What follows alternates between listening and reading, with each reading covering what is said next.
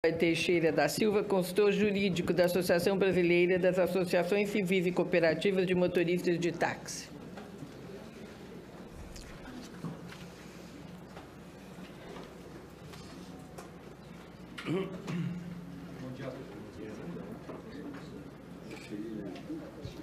Bom dia a todos.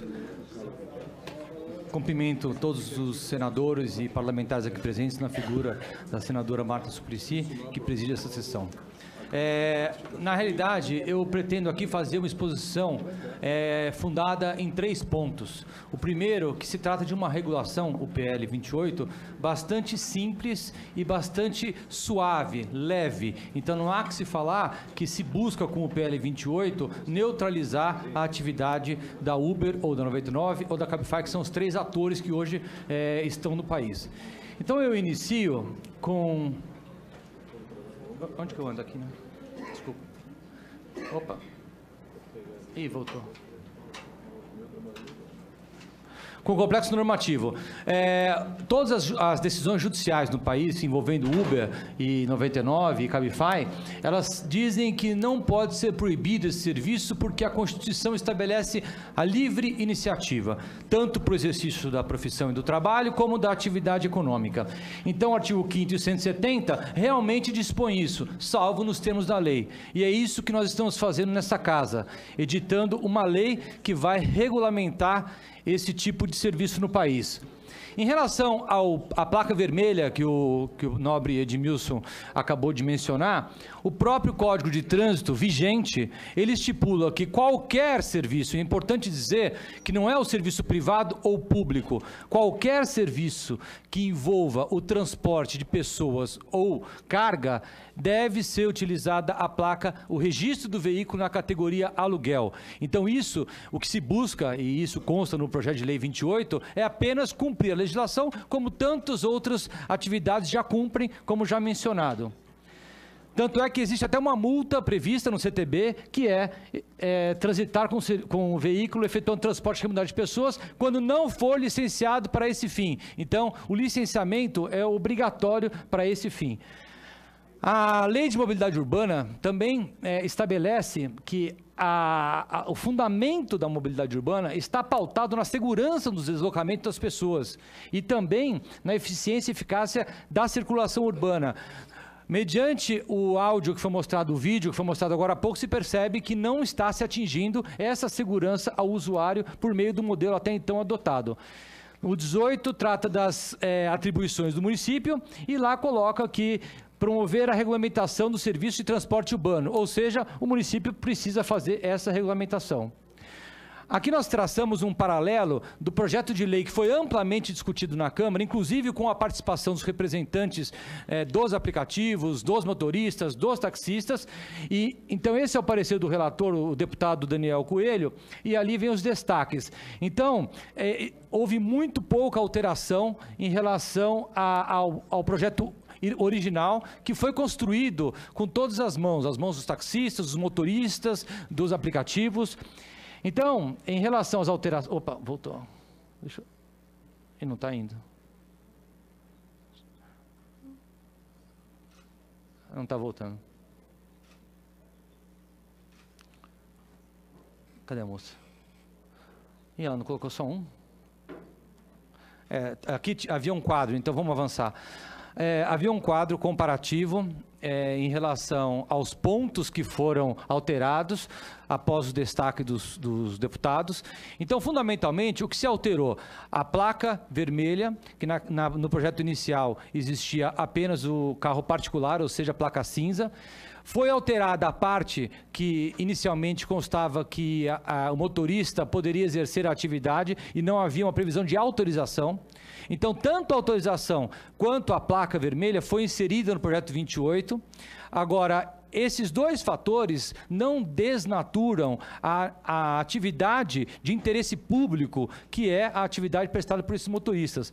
Não é uma atividade estritamente particular, é uma atividade de interesse público. Por isso, demanda a mão do Estado e uma regulação. E aí eu concordo com o senhor o Guilherme do CAD, porque esse projeto 28, ele vai justamente ao encontro dessa regulação mínima, ao estabelecer apenas e tão somente mínimos requisitos para que o serviço seja explorado. Então, quando nós falamos em placa de aluguel, autorização, o veículo ser emplacado e ser de propriedade do motorista, ou seja, não se permite aí o uso do veículo alugado, de locadora, isso tudo, ele constrói o serviço de transporte privado dentro do critério da mobilidade urbana. Então, a regulação que está sendo proposta aqui é uma regulação muito suave, muito diferente do táxi, e a gente pode aqui traçar alguns paralelos. Por exemplo, o táxi tem uma tarifa fixada pelo Poder Público Municipal. Nesse projeto de lei, não há qualquer limitação de tarifa. O táxi, ele obrigatoriamente precisa atender os munícipes, ou seja, ele não pode recusar as solicitações efetuadas pelos passageiros. O motorista do transporte privado pode. Aliás, basta a pessoa nem se cadastrar que nem utilizará o serviço. E a limitação também não existe no projeto. Então, o projeto de lei 28, aliás, foi muito bom que esse período transcorreu desde a apresentação do projeto 530 de 2015, que foi proposto em 2015, porque lá atrás o PL 530 outorgava amplos poderes apenas para as empresas de aplicativo. Então, o motorista precisava ser só cadastrado, ele não precisaria ter autorização do município, ele não passaria por vistoria, ele não passaria por nada. E esses 2 anos de atividade dessas empresas demonstrou que é impossível você permitir o exercício dessa atividade no país sem o mínimo do controle estatal. Então, nós temos visto inúmeros casos, todos os dias, coisas que nunca se ouviu falar em táxi. Todos os dias são eventos causados por motoristas em razão da delegação do poder de polícia, ou seja, o Estado está delegando o poder de polícia a uma empresa privada, que, aliás, sequer apresenta com transparência os seus números.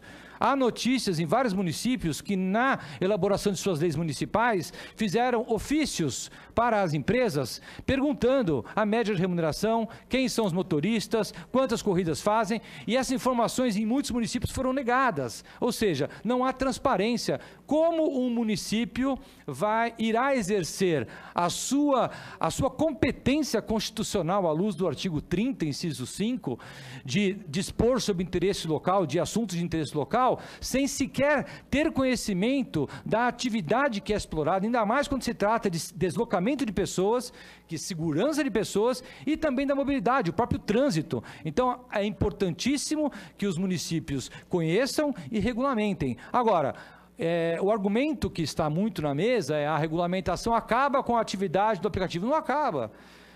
Se alguém lê exatamente e com a devida acuidade o PL 28, percebe que apenas se exigirá CNH com a identificação de que exerce uma atividade remunerada. Inscrição do motorista no INSS, aliás, que já é previsão legal, né? Qualquer pessoa que presta serviço no país é segurado obrigatório da Previdência. Então, ali vem a obrigatoriedade de inscrição no INSS. Ele precisa ter autorização do município. Agora, essa autorização vai virar uma situação cartorária, muitos dizem, não, porque é retrocesso, você exigir uma autorização. Pode ser que o município empreenda esse tipo de autorização de forma eletrônica. Aí vai depender de cada município.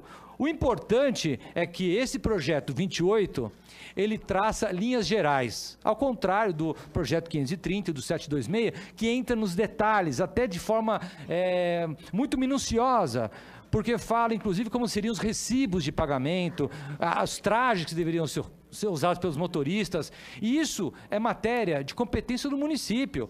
Cada município saberá, de acordo com as suas condições geográficas, a melhor forma de aplicar esse novo modelo de serviço de transporte privado, de acordo com o número populacional, de acordo com os outros modais de transporte, metrô, transporte coletivo e próprio número de táxi. Então, esse para concluir, penso que o PL 28 ele vai exatamente ao encontro do que o CAD tem se manifestado, vários juristas como o professor Celso Antônio Bandeira de Mello, professor Arruda Alvim, o ministro Eros Grau do STF, no sentido de que há possibilidade de uma regulação mínima, mas é impossível se admitir que uma atividade seja exercida por profissionais, por motoristas e pela própria Uber, sem nenhuma regulação mínima. Então, o que se pretende aqui é que o PL 28 deve ser aprovado por essa casa na sua íntegra e isso trará a segurança não apenas aos consumidores, mas principalmente restabelecerá a paz no segmento de transporte com proveito para toda a sociedade. Muito obrigado. Obrigada, Fábio Godoy Teixeira da Silva, pela sua